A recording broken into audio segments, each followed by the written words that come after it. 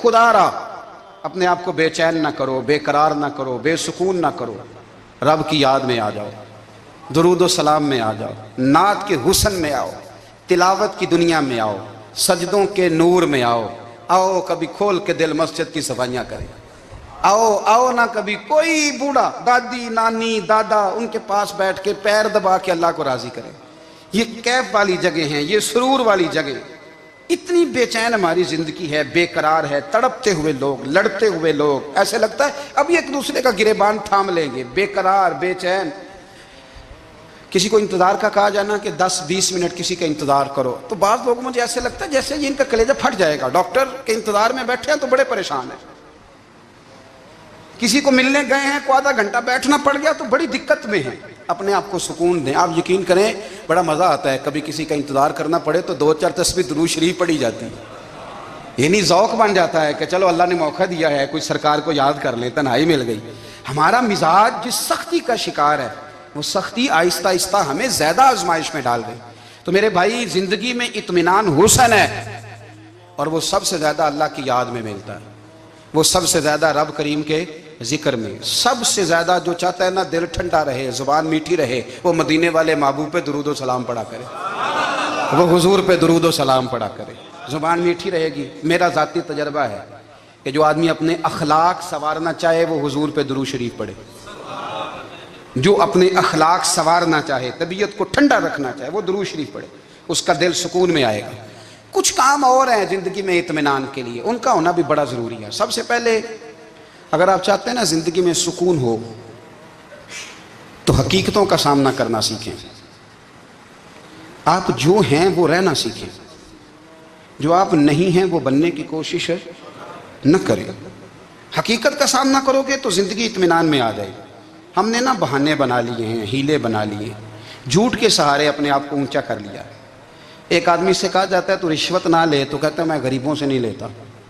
تو میرا سوال یہ ہے کہ امیروں کا حساب لینے کی اللہ نے تیری ڈیوٹی لگائی ہے، تیرے ذمہ لگایا ہے کہ تو امیروں کا حساب کر، تمہیں کیا ضرورت پڑی ہے؟ ہم نا بہانہ کرتے ہیں، رشوت لینے والے کا الگ بہانہ ہے اور سفارش والے کا الگ بہانہ ہے۔ حقیقت کا سامنا کریں، حقیقت کا۔ جو میرے ذمہ داریاں ہیں وہ میں نے پوری کرنی، جو آپ کی ذمہ داریاں ہیں وہ آپ جان نہ چھڑائیں، حقیقت پسند بنیں۔ میرے رسول کریم، پھر پڑھیے درود شریف صلی اللہ تعالی علیہ وسلم۔ حضور صلی اللہ علیہ وسلم نے فرمایا کہ میری بیٹی سیدہ فاطمہ الزہرا رضی اللہ تعالی عنہا صرف جنتی نہیں، جنتی عورتوں کی سردار ہے۔ لیکن حضور نے یہ بھی فرمایا کہ فاطمہ یہ خیال رکھنا اگر اللہ نے حساب پوچھا تو حساب تم نے خود دینا ہے۔ حقیقت کی طرف توجہ کرائی حضور نے، وہ صرف جنتی نہیں، جنتی عورتوں کی سردار ہیں، پر حقیقت کی جانب توجہ۔ میں حقیقت یہ ہے کہ اگر مالک نے حساب پوچھا تو اس کی تیاری بھی کرنی ہے۔ دیکھیں نا ہمیں کچھ یقین نہیں، اللہ معاف کرے کہ ہمارا حساب کیسا ہوگا، لیکن کتنے آزاد ہیں۔ یعنی بڑی دلیری سے بندے کہتے ہیں فجر نہیں پڑھتا جی، 3 پڑھتا ہوں جی، عشاء رہ جاتی ہے جی، کپڑے صاف، بڑی دلیری سے۔ اور سیدہ فاطمہ الزہرا نے ساری رات مصلی باز رکھا ہے، حالانکہ انہیں یقین تھا کہ رب مجھے بغیر حساب کتاب جنت دے گا۔ حقیقت کا سامنا کریں، جو حقوق آپ کے ہیں وہ آپ نے ادا کرنے ہیں، جو ذمہ داریاں ہیں وہ ذمہ داریاں ہیں۔ دیکھیں نا حضرت موسیٰ کلیم اللہ علیہ السلام کے پاس اسرائیل روح نکالنے آئے تو حضرت موسیٰ نے تھپڑ مارا، آنکھ نکال دی، واپس گئے۔ اللہ انہوں نے تو جلال فرمایا ہے، کہا موسیٰ علیہ السلام سے کہیے بیل کی پشت پر ہاتھ رکھیں، جتنے بال ان کے دست مبارک کے نیچے آئیں گے اتنے 1000 سال ان کی عمر بڑھا دی جائے گی۔ یعنی میرے کان میں کوئی بتا دے کہ جناب 60 سال بڑھ گئی، یا آپ کے کان میں کوئی کہہ دے تو خوشی ہوتی ہے کہ نہیں؟ لیکن یہ حقیقت پسندی نہیں، اس لیے کہ 60 بھی گزر جائیں گے، 70 بھی، یہ حقیقت نہیں۔ حضرت موسیٰ کلیم، چلے میں مثال دیتا ہوں، سمجھ لے 10 بال، حالانکہ بہت زیادہ آتے ہوں گے، 10 بال اگر حضرت موسیٰ کے ہاتھ کے نیچے آئے تو 10,000 سال تو عمر بڑھ گئی نا۔ 10 یعنی 10 سال نہیں، 10 100 نہیں، 10 بہت زیادہ تھی نا۔ تو حضرت موسیٰ کلیم اللہ علیہ السلام سے آ کے عرض کیا گیا حضور بیل کی پشت پر ہاتھ رکھیں، جتنے آپ کے ہاتھ کے نیچے بال آئیں گے اتنے 1000 سال عمر بڑھ جائے گی۔ تو حضرت موسیٰ نے حقیقت پسندی والی بات کی، فرمایا پھر کیا ہوگا؟ 10,000 سال کے بعد پھر کیا ہوگا؟ کہا حضور جانا تو پھر بھی ہے، فرمایا پھر ابھی چلتے ہیں۔ اگر جانا ہے نا، جانا ہے تو پھر اگر جانا ہے تو پھر ابھی، اور سجنوں اگر نماز پڑھنی ہے تو ابھی کیوں نہیں؟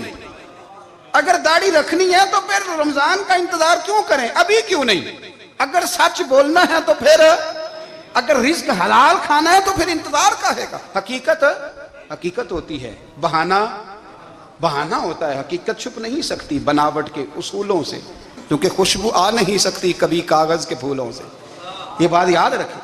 اگر جانا ہے تو حضرت کلیم فرمانے لگے پھر 10,000 سال کے بعد بھی جانا ہے تو آج بھی ہمیں بے قراری زندگی میں اس لیے کہ ہم حقیقت پسند نہیں، ہم بہانوں میں، ہم ہواؤں میں جیتے ہیں، ہواؤں میں، خیالات میں زندگی گزارتے ہیں۔ بڑا ٹائم پڑا ہے، مثلاً کتنا میرے رسول کریم صلی اللہ تعالیٰ علیہ وآلہ وسلم نے ایک دن صحابہ سے فرمایا تمہیں حیا نہیں آتی؟ حضور کیا ہوا؟ فرمایا وہ والے مکان بناتے ہو جن میں تم رہ نہیں سکتے، وہ والا مال جمع کرتے ہو جو کھا نہیں سکتے، حیا نہیں آتی؟ عرض کی حضور حکم کریں تو محبوب فرمانے لگے جوتے کا ایک تسمہ بند کرتا ہوں تو سوچتا ہوں دوسرا بند کرنے سے پہلے موت آ جائے گی، ایک سانس اندر جاتی ہے تو دوسرا آنے سے پہلے میں یاد کرتا ہوں کہ مجھے دنیا سے جانا ہے۔ تمہیں حیا نہیں آتی؟ وہ مکان بناتے ہو جن میں رہ ہی نہیں سکتے، وہ مال جمع کرتے ہو جو کھا، حقیقت پسند نہیں بھائی ہم۔ بہت سارے لوگ یہاں بڑی باتیں سناتے ہیں، بڑی، میں کہتا ہوں اصل میں نا زیادہ باتیں سنا کے نا بیچارہ اپنے آپ کو مطمئن کرنا چاہتا ہے، اصل بات یہ ہے کہ اندر سے نا ہلا ہوا ہے، کچھ بھی نہیں، بڑا زیادہ ہنستا ہے اور مجھے لگتا ہے کہ کوئی گہرا زخم چھپا رہا ہے، اس لیے ملمہ سازی، حقیقت پسند بنو، حقیقت پسند۔ یاد رکھنا من ترک صلاۃ متعمدا فقد کفر، میرے رسول نے حقیقت بیان کی، فرمایا جس نے ایک نماز بھی جان بوجھ کے چھوڑی اس نے رب کے رب ہونے کا انکار کیا، اس نے کفران نعمت کیا، یہ حقیقت ہے، کوئی کلیریفیکیشن نہیں، کوئی وضاحت نہیں۔ جو نماز نہیں پڑھتا جھوٹ بولتا ہے، غلط بیانی کرتا ہے، جو شخص رزق حرام کما کے کہتا ہے کہ اس کے بغیر گزارا نہیں چلتا وہ جھوٹ بولتا ہے، اس لیے کہ رب فرماتا ہے جب تجھے پیدا کیا ہے تو تیرا رزق میرے ذمہ ہے۔ اللہ فرماتا ہے کہ لا یکلف اللہ نفسا الا وسعها، میں کسی پر وہ بوجھ نہیں ڈالتا جو اٹھا نہ سکے۔ نماز فرض کیا اس کا مطلب ہے ہم پڑھنے کے قابل ہیں، اس نے ہمارے ذمہ داریاں لگائی ہیں تو مطلب یہ ہے کہ ہم ذمہ داریاں ادا کرنے کے قابل ہیں، ورنہ وہ کہتا ہے میں وہ بوجھ ڈالتا ہی نہیں جو تجھ سے اٹھایا نہ جائے۔ اگر چاہتے ہو کہ زندگی میں اطمینان ملے تو خدا را حقیقت پسند والی زندگی گزارو۔ یہ فضاؤں میں زندہ رہنا، ہواؤں میں، اللہ بڑا معاف کرنے والا ہے، اللہ بڑا کریم ہے معاف کر دے گا، تو بھئی یہ بات صحابہ کو بھی پتا تھی، یہ اہل بیت کو بھی خبر تھی، تو وہ تو ایک ایک بات کا لحاظ کرتے تھے۔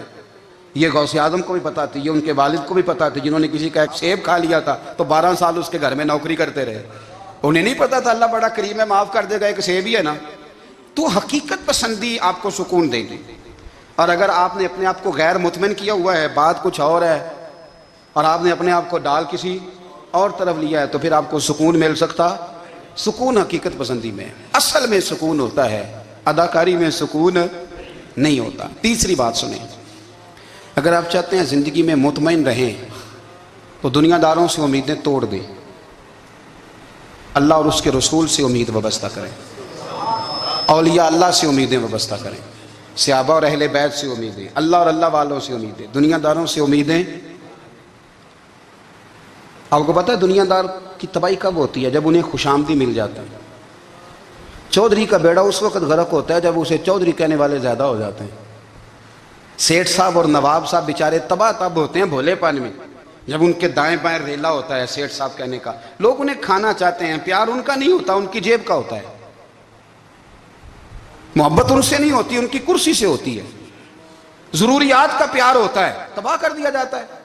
ہماری ساری توقعات دنیا داروں سے وابستہ ہو گئی ہیں، ناراض نہ ہونا، پیروں نے، مولویوں نے، درویشوں نے، انہوں نے بھی سیٹ رکھے ہوئے جلسوں کی صدارت کرانے کے لیے، یعنی مذہبی جلسہ ہے، اس میں بہت زبردست پڑھے لکھے صاحب تقوی عالم کا خطاب ہے، اور کی صدارت وہ بندہ کر رہا ہے جس نے عشاء کی نماز بھی نہیں پڑھی، وہ بندہ صدارت کر رہا ہے، کیوں؟ اس لیے کہ اس نے لاکھ روپیہ دیا محفل میں۔ خدا را دنیا داروں سے امیدیں چھوڑ دیں ورنہ آپ کمزور پڑ جائیں گے، آپ کی امیدیں ٹوٹیں گی۔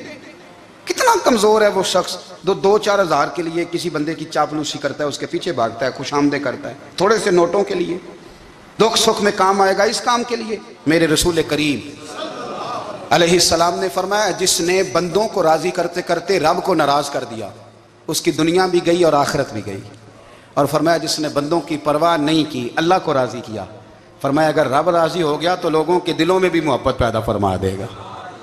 क्या ज़रूरत है खुशामद करना दुनियादारों की, सेठों की, नवाबों की, चापलू। और मैं आपको एक बात बताऊं, होता पता क्या है, ये जो हुब्बे जा और हुब्बे बा होती है ना, इससे पेट नहीं भरता। आपको अगर खुशामद करनी है तो फिर आपको सारी ज़िंदगी करनी है। फिर उनको भी पता होता है कि ताल्लुक़ किस बुनियाद पर है। इसमें कभी भी खुलूस पैदा नहीं होता। आप बेचैन रहते हैं, बेकरार रहते हैं, आपको तकलीफ़ रहती है हमेशा। कभी भी दुनियादारों से उम्मीदें वाबस्ता ना करें। एक बात सुने बड़ी शानदार, इमाम गज़ाली ने लिखी है। इमाम गज़ाली फरमाते हैं कि हारून रशीद ना हज करके वापस आया बगदाद में, तो कोने में हज़रत बहलोल दाना बैठे थे। रश बहुत था, मजमा बड़ा था। हज़रत बहलोल दाना भी सड़क के किनारे बैठे थे। तो सिपाही कहने लगे यहाँ से उठ जाओ। फरमाने लगे, हारून रशीद की ज़मीन नहीं, ज़मीन मेरे रब की है, मैं क्यों उठूँ। वो करीब से गुजरा तो सलाम ली, तो आपने उसका प्रोटोकॉल देखा तो फरमाने लगे, हारून रशीद तुझसे तगड़े तगड़े मोटे मोटे प्रोटोकॉल मैंने लोगों के देखे हैं, और ये जो तेरे दाएं बाएं आज तेरे नारे लगा रहे हैं, ये पहले उन लोगों के नारे लगाया करते थे। और थोड़ा वक्त गुजरने दे, जो तेरे बाद आएगा ना, ये सारे फिर उनके नारे भी लगाएंगे। तू झूठ की दुनिया में जिंदा है, इनसे तूने उम्मीदें वाबस्ता की हैं, ये कल उसके नारे लगाएंगे। उसके दिल पे बड़ा असर हुआ, घोड़े से उतर आया, आगे कहने लगा, हुजूर आपने मुझे बड़ी अच्छी नसीहत की है, मेरा दिल बड़ा ठंडा हुआ है। मैंने सुना है आप मकरूज हैं, कुछ लोगों का कर्ज, तो मुझे कोई हुक्म ही कर दें। आप हंसने लगे, फरमाने लगे, यार तू तो बड़ा ही बेवकूफ़ है, बड़ा ही बेवकूफ़ है तू, मैं तुझे नसीहत कर रहा हूँ, तू मुझे उलझा रहा है। हुजूर कोई हुक्म कर दें। क्या खूबसूरत अंदाज़ है रब करीम के बंदों का। हज़रत बहलोल दाना फरमाने लगे, तेरा रब कौन है। कहा अल्लाह। तो फरमाया मेरा कौन है। कहा अल्लाह। फरमाने लगे, ये तो नहीं ना हो सकता कि अल्लाह हारून रशीद को देता रहे और बहलोल दाना को भूल ही जाए। ये तो नहीं ना हो सकता कि हारून रशीद को देता रहे और बहलोल दाना को भूल जाए। फरमाया उसका दिल, उसका इरादा हुआ, इरादा कुदरत हुआ कि बहलोल मकरूज रहना चाहिए, तो अगर रब मुझे रखना चाहता है, दुख कबूल मोहम्मद बख्शा राजी रहन प्यारे, अगर वो चाहता है मैं मकरूज रहूं तो मैं भी चाहता हूं कि मैं मकरूज ही रहूं। ये तो नहीं ना हो सकता कि तुझे दे और मुझे ना दे। फरमाया मेरी तुझसे कोई उम्मीद नहीं, मुझे जब भी देगा मेरा रब भी देगा, और वो देगा तो फिर इंशाल्लाह खजाने खोल के देगा। दुनियादारों से उम्मीदें वाबस्ता करना, लोगों के पीछे, ये छोड़ दें। आप बेचैन रहेंगे, बेकरार रहेंगे। अल्लाह वालों से ज़रूर उम्मीदें वाबस्ता करें, इसलिए कि उनके पास जो कुछ होता है वो दरअसल रब का ही होता है। लेकिन सेठों से, नवाबों से, सियासतदानों से बाज आ जाए, हमारी बड़ी उम्मीदें वाबस्ता हैं। मैं अक्सर कहता हूँ, जितने फेरे नौकरी के लिए दुनियादार के दरवाजे पे लगाए हैं ना, इससे कम दफ़ा मस्जिद में नफल पड़े होते तो रब उतनी बड़ी मेहरबानी फरमा देता। तीसरी बात यह याद रखें, अगर सुकून लेना चाहते हैं ना, अगर सुकून लेना चाहते हो ना, तो लोगों को डिस्कस करना बंद कर दो। किसको अल्लाह ने कितने पैसे दिए हैं वो जाने और अल्लाह जाने, किसको अल्लाह ने कितनी गाड़ियां दी हैं वो जाने, और लोगों को डिस्कस करना जी। यानी मैं एक जगह बैठा था तो एक साहब गाड़ी वाला गुजरा, गाड़ी में बैठ के, उसका पड़ोसी था, कहते था मुंह है कार वाला।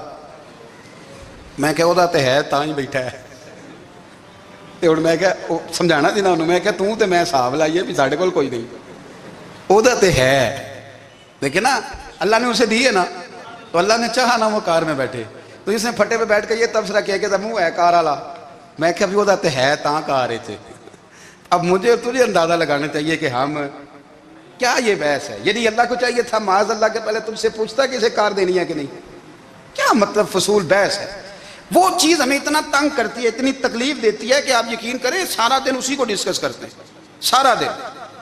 उसके पास गाड़ी है, उसके पास कार है, फलाने का पैसा 1 नंबर है, फलाने का 2 नंबर है, फलाने का 6 नंबर है। असल बात के अंदर हसद है, इसको निकालो।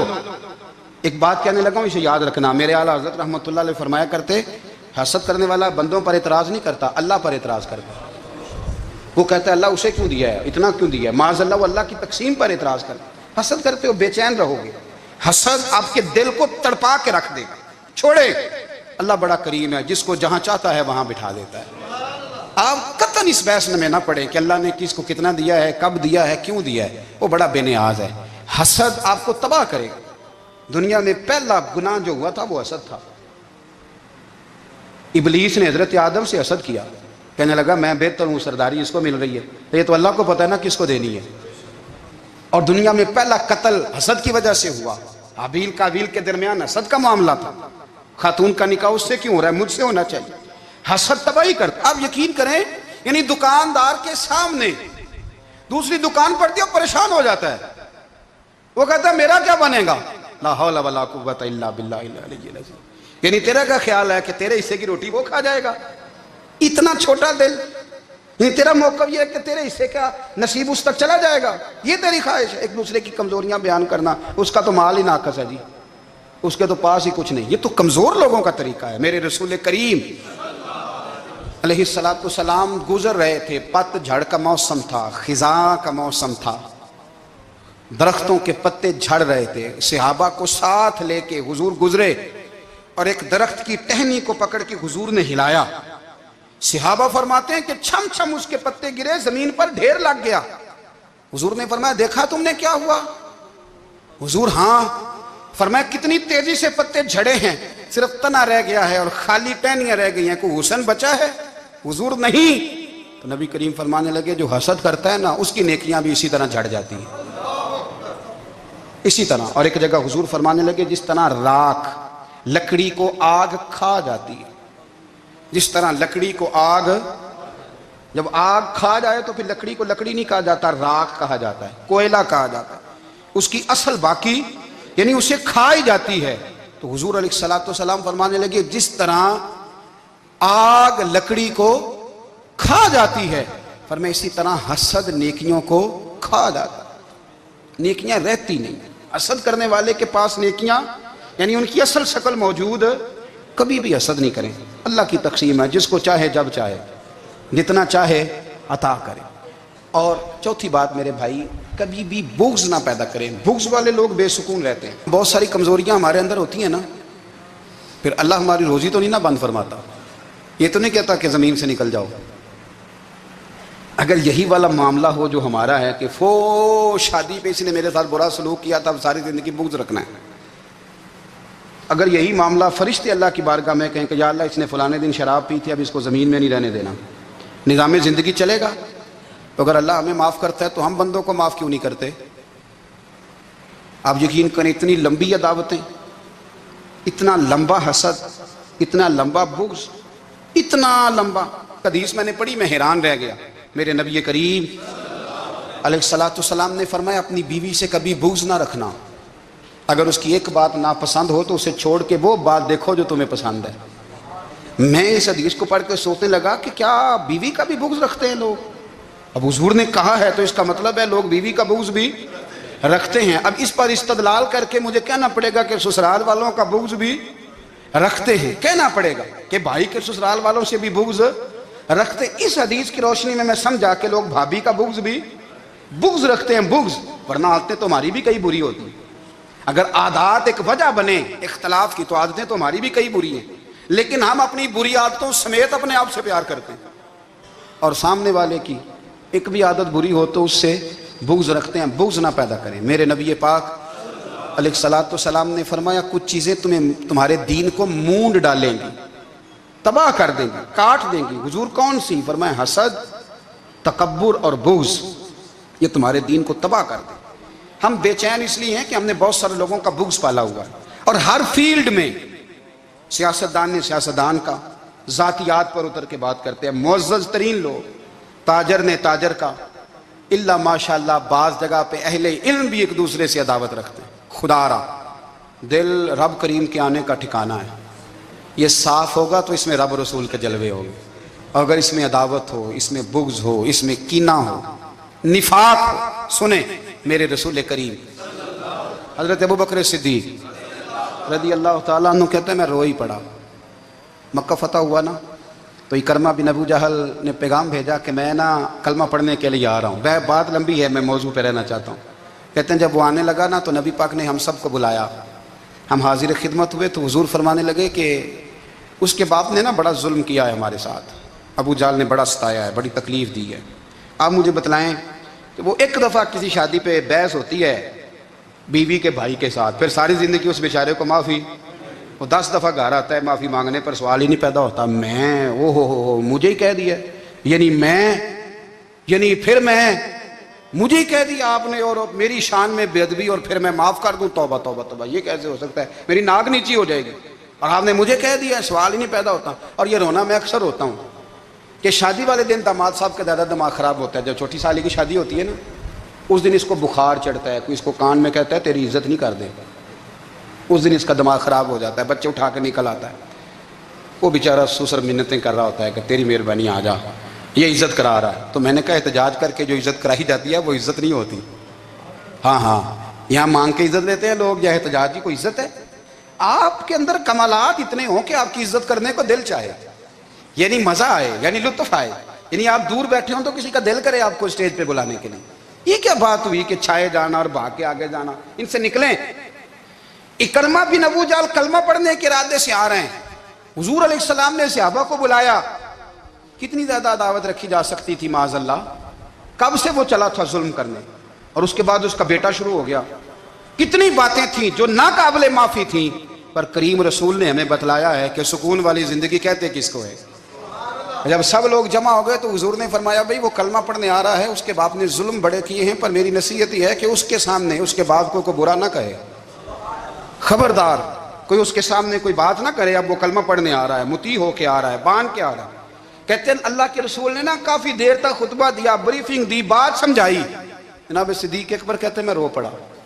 ایک صحابی مجھے کہنے لگے تمہیں کیا ہوا؟ تو میں نے کہا میں مصطفیٰ کی رحمت پہ رو رہا ہوں، دیکھو کن کے لیے حضور گراؤنڈ بنا رہے ہیں، اے دیکھو کن کے لیے حضور تیاری کر رہے ہیں، جنہوں نے ساری زندگی دشمنی کی۔ خدا را یہ اندر سے عداوتیں نکال پھینکو۔ او بھائی اتنا تو لمبا ٹائم ہی کوئی نہیں، اتنا تو وقت ہی کوئی نہیں، اس کو صاف رکھو۔ بندہ کوئی کر بھی گیا تو کوئی حرج نہیں، چنگی مندی سجنا کولوں 100 واری ہو جاندی، یار یاراں دا گلہ نہیں کر دے۔ اصل پریت یار یاراں دا جڑا گلہ کردا جے یار نہیں جی ہوندا۔ ہاں پکی بات، پکی پیڑی۔ میرا ایک سنگی مجھے آ کے کہنے لگا فلانی جگہ بندہ یہ بات کر رہا تھا، میں کہ تو اوتھے ہی سیں سوندا سیں، تم ہی نال ہی سیں، میرا تو سجن بات سن ہی نہیں سکتا۔ چنگی مندی سجنا کولوں 100 واری ہو جاندی، یار یاراں دا گلہ نہیں کر دے، اصل پریت جنہاں دی۔ ہاں جو بندے پھر ہوتے اس طرح کے، ان کے لیے بھی میاں صاحب نے کہا ہے، ان کے لیے بھی میاں صاحب نے کہا ہے، ان کے لیے بھی آپ نے بات ارشاد فرمائی ہے۔ آپ نے فرمایا چنگا ہویا لڑ نیڑیوں چھٹا، کتے عمر نہیں لنگی ساری، بے قدراں دی یاری کولوں توبہ لکھ لکھ باری۔ او چنگا ہویا لڑ نیڑیوں چھٹا، کتے عمر نہیں لنگی ساری۔